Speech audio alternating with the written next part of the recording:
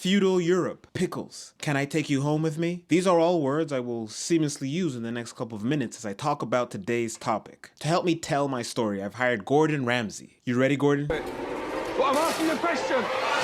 Whoa, basta. Chill out, my guy. Show some compassion. Before I get into things, I want to say thanks to Dan Campbell for signing up for my Mansa Musa Mango tier on Patreon. And thanks to all my other patrons. Hi, I'm Mangochi, and to the Mango Muster, I welcome you to a video that no one asked for, where I give you pesky foreigners lessons on how to navigate the unnecessarily complicated world of eating at a restaurant and tipping culture in the US. I'm the man to do it. Some people are calling me the US Whisperer. And when I mean some people, I mean me, in front of a mirror, angrily saying US Whisperer to myself, while holding a Psy bobblehead. While having no pants on, because everything is fine in life. Everything is fine. I know it. You know it. Those ducks conveniently placed under me know it.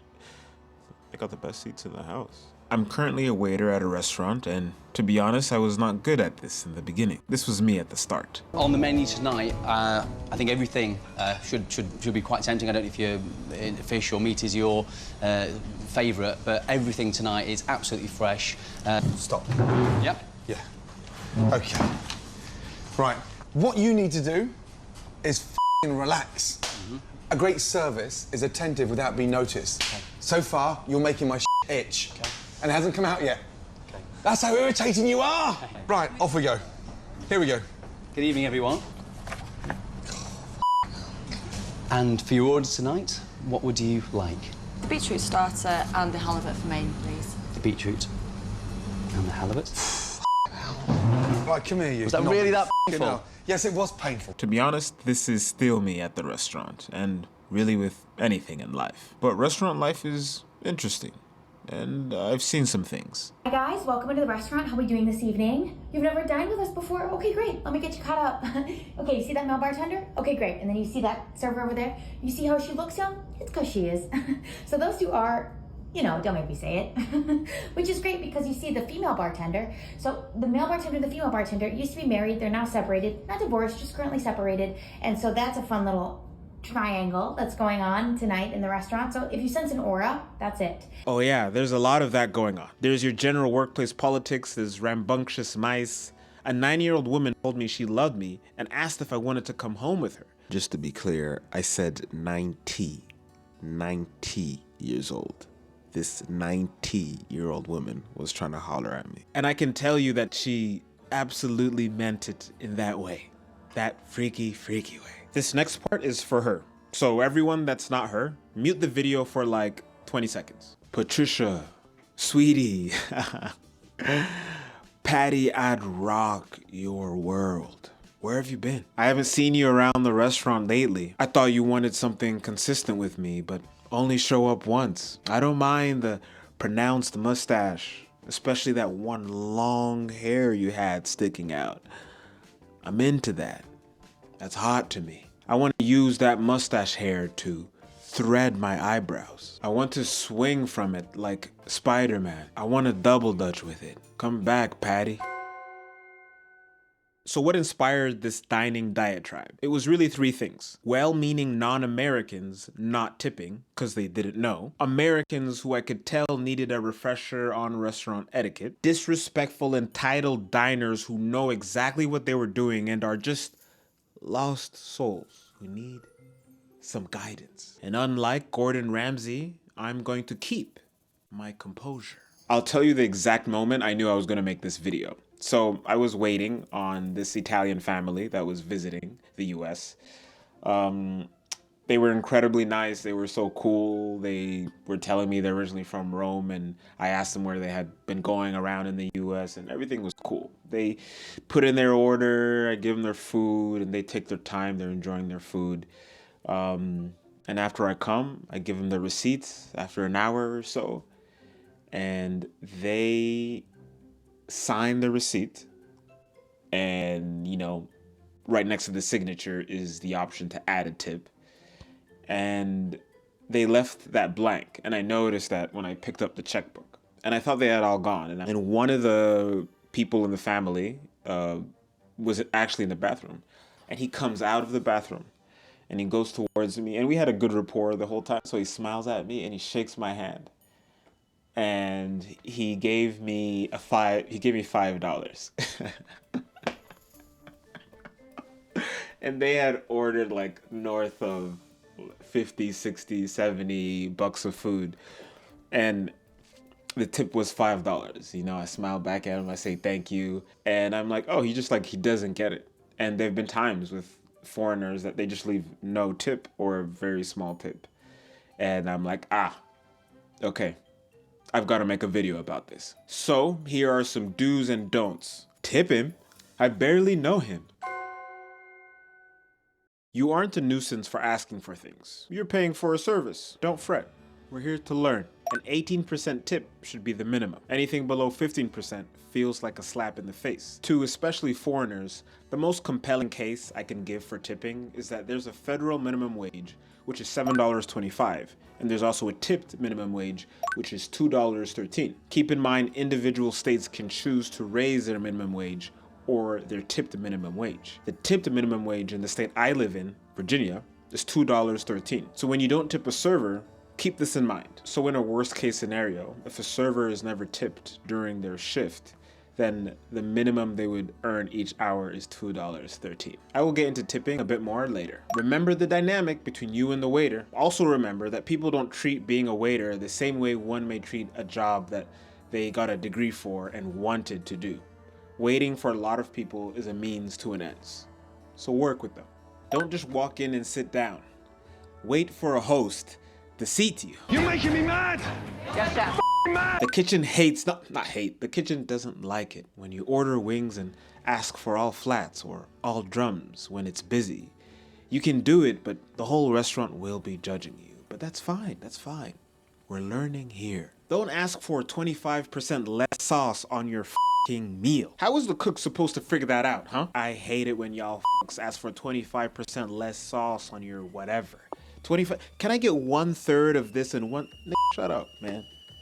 Shut up. Oh no! This isn't Photoshop. We're a dive bar. Oh no! Stop making requests in fractions.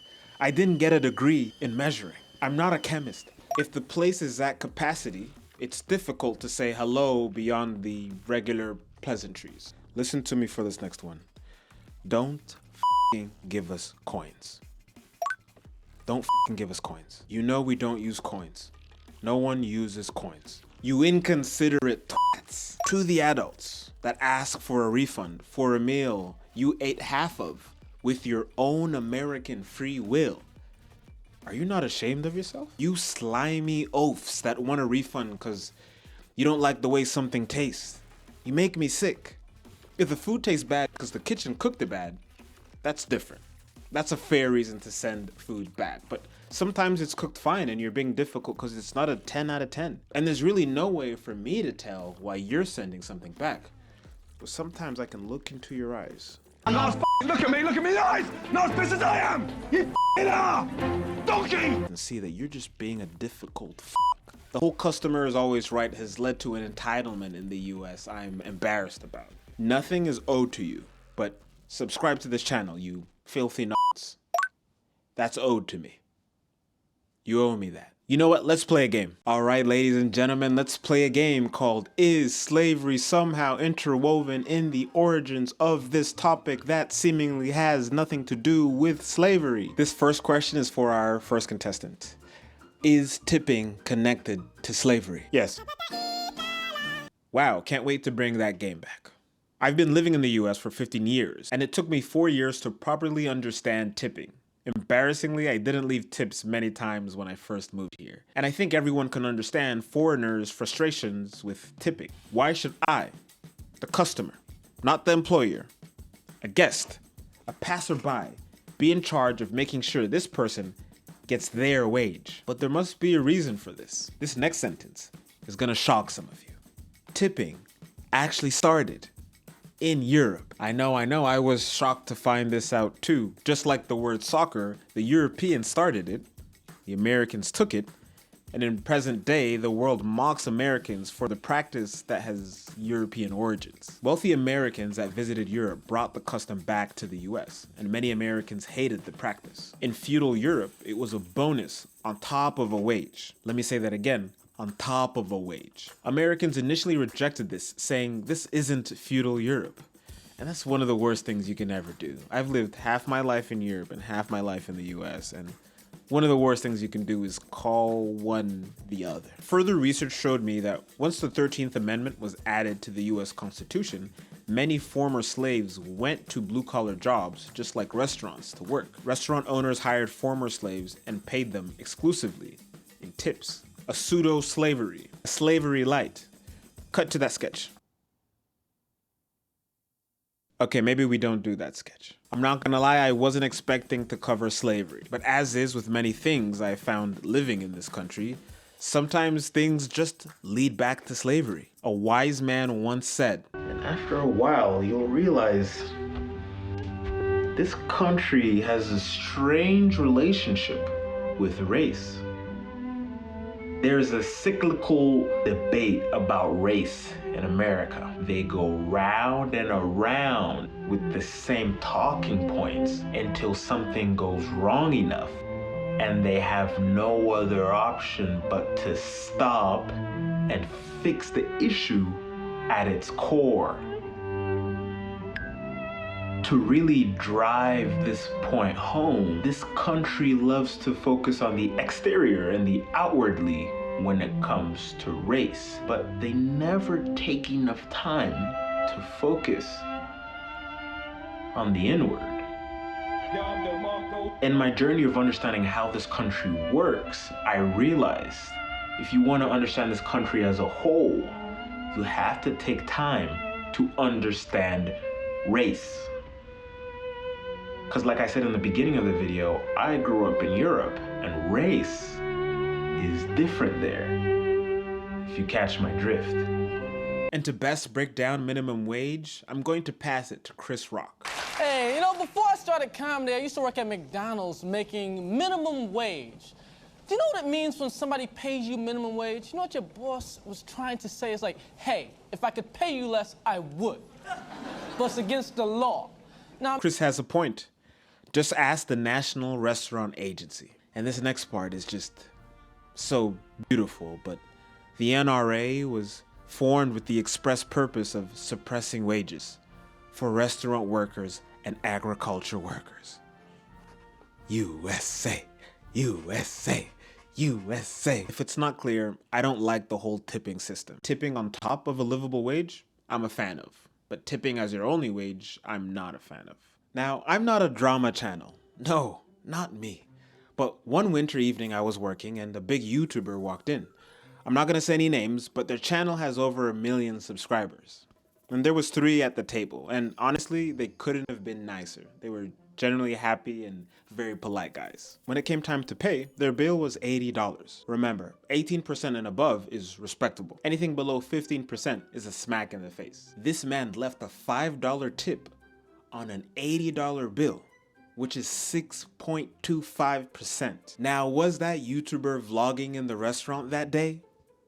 Yes, they were. Did they post that vlog on their channel? They absolutely did. Is the blurred out video behind me that video? Yes, it is. Now, am I going to unblur it? No. I'm not a fan of people putting low stakes dirty laundry out there, because I'm not gonna move perfect in the world, and I would appreciate it if people didn't put out my low stakes faults for the public to see. If you know me personally, I will gladly tell you this man's channel. Tip your servers well. It's important to note that some states even temporarily abolished tipping, but this was overruled, and now it's tough to go back to tipping. Michael Lin, who received his PhD in social psychology and who has written over 80 publications on tipping, has said, once you get started tipping, competitive forces make it almost impossible to go back. Example, there are 2 establishments equal in quality of food and service. The only difference is one allows tipping and has lower menu prices, and the other has a higher menu price because they don't allow tipping. Consumers are more likely to dine out at the restaurant with a cheaper menu, even if they end up paying the same amount in the end after leaving a tip. In one of his recent papers, Michael looked at Joe's Crab Shack, a chain restaurant. 12 of the restaurants in the Joe's Crab Shack chain got rid of tipping for a while and raised their menu prices to make up for it so they could still pay their servers just as much. And then most of those restaurants eventually had to go back to tipping. I was able to download Yelp and other online ratings of Joe's Crab Shacks by location. And what we observed is that when they eliminated tipping, their online ratings went down. And when they brought tipping back, their online ratings went up. So as Americans, I don't know if there's any going back to no tipping. Earlier I shared what's expected from you, the customer. But now here's what's expected from us, the waiter. Foreigners, be prepared. What you've heard and what you've seen on TV is correct. Service workers will greet you with an enthusiasm that might be unsettling. Just know they aren't that excited to see you deep down, but they don't hate you. We will check on you periodically to make sure everything is okay. We are instructed to do so deal with it. Sometimes waiters will take your card so they can swipe it or tap it on the machine, which is away from you, and then they'll return it. That seems like a regular thing, but in some cultures, it's unusual for a card to leave one site. Other than that, waiters are pretty much perfect and definitely not some of the more entitled people in the restaurant. I don't like waiters. F them, they're annoying. Nothing could have bummed me out more than that. I know they go through some shit, so do we. Oh, and one more thing. If it wasn't clear, the waiter is expected to be respectful, even if you're being a little bitch. Because best believe, a lot of us would cuss you out if we could. Hey, welcome to our restaurant. Is this your first time here? Yeah, it is. Well, here's a gift. Take that. Sorry, that was rude of me, but what can I get you to eat, huh? Yeah, can I get a milkshake double cheeseburger with no pickles? Yeah, no pickles. honestly, I just put scribbles down because I really don't give a about what you have to say. Okay, no, but seriously, this time around, what can I get you? This scribble, I'm gonna throw it away, okay? Now, we're gonna start again. I'm gonna be serious. What can I get you? Double cheeseburger and a milk. I still don't care. I still don't care. This time I did half a scribble and you know what? You order it yourself. I don't give a welcome to our restaurant. We're the only Michelin star restaurant that cusses at you. So, you and suck my dick. We've also won awards for best capitalism and best botulism. And I can't wait to serve you the food. What's that? There's a pickle on your burger? Oh no. Remove the pickle off your burger with your own hands, you entitled 47-year-old prick. Or as my idol Gordon Ramsay would call you, plonker. Certified plonker. That's Plonker. Plonker. No, but really, why is it so hard for you, an able-bodied adult, to remove the pickle from your burger? In fact, let me do another skit where I show you how to take the pickle off of a patty. Welcome to another skit where I show you how to take a pickle off a patty. Actually, I want to put it back on. Oh, you changed your mind again, huh? Yeah. Yeah, no, you would do that. Okay, that's fine. You piece of shit. But let me go to another skit where I show you how to put it on patty.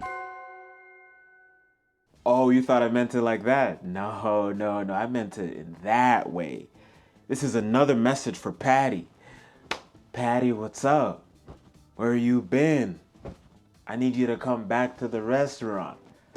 Got something I want to show you.